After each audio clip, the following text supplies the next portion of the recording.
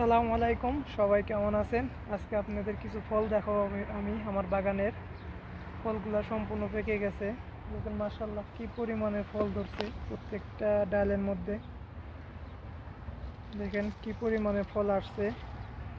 ফলের কালার একদম হলুদ হয়ে যাবে এগুলা পাকার সাথে সাথে।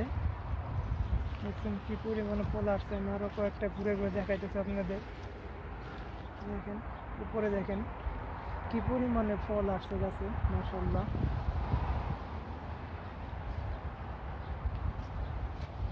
আমার ভিডিও যদি আপনাদের ভালো লাগে অবশ্যই আমার ইউটিউব চ্যানেলটা আপনারা সাবস্ক্রাইব করবেন, বাংলার কৃষক ইউটিউব চ্যানেলটা। দেখেন আপনাদের পুরা গাছের ছবি আমি দেখাইতেছি, প্রত্যেকটা ডালে কি পরিমাণ মিশমিশে আসছে।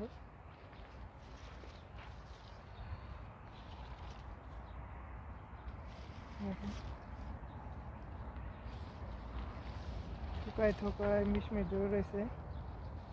এই ফলটা মূলত বেশিরভাগই আরবের ঠান্ডা যেসব এলাকা আছে এইসব এলাকায় উৎপাদন ভালো হয়, বিশেষ করে তায়েফ, আলহাদা, আপনার আলবাহা, এসব এলাকায় প্রচুর শীত থাকে।